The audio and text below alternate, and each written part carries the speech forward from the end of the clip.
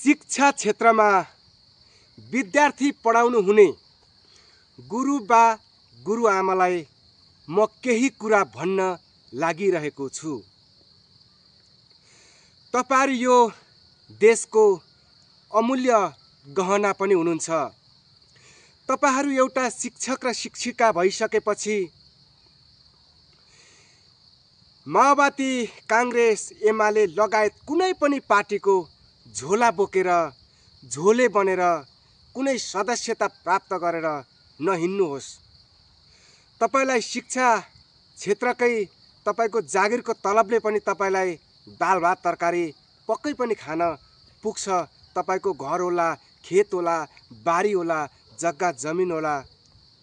तपाईका हात पाखुरा समय अनुकूल फुर्सद र बिदाको समयमा बजारेर पनि खान सक्नुहुन्छ होला। त्यसैले कुनै पनि राजनीतिक झोले, कुनै पनि पार्टीको झोले, कुनै पनि ट्रेड युनियन संघ संस्थाको झोले नबन्दिनु होला। तपाई एउटा सपुत इमानदार शिक्षक भएर आफ्नो काम र कर्तव्यलाई नभुली एउटा विद्यार्थीलाई कसरी शिक्षा प्रदान गरेर उसलाई एउटा देशको सक्षम जनशक्ति विद्यार्थी उत्पादन गर्न सकिन्छ त्यसमा केन्द्रित हुनुहोला, ध्यान दिनुहोला।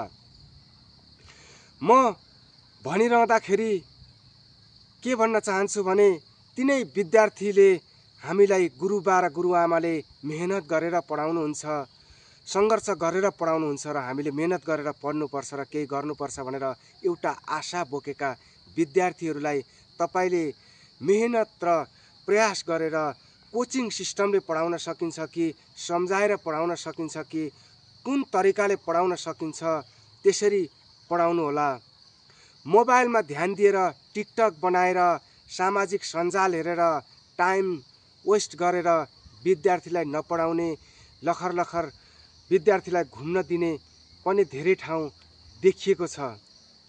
एउटा बोर्डिङ स्कुल या प्राइभेट स्कुलहरुमा +2 पास गरेका शिक्षक शिक्षिकाले पढाएका विद्यार्थीले A+ ल्याइरहँदाखेरि तपाईहरु सरकारी स्कुलमा डिग्री पास गरेर पढाएका विद्यार्थीहरूले फेल हुने अवस्था कसरी आयो यसमा समीक्षा गर्नलाई जरुरी छ। के तपाईहरुका बालबच्चा सरकारी स्कुलमा पढाउनु भएको छ?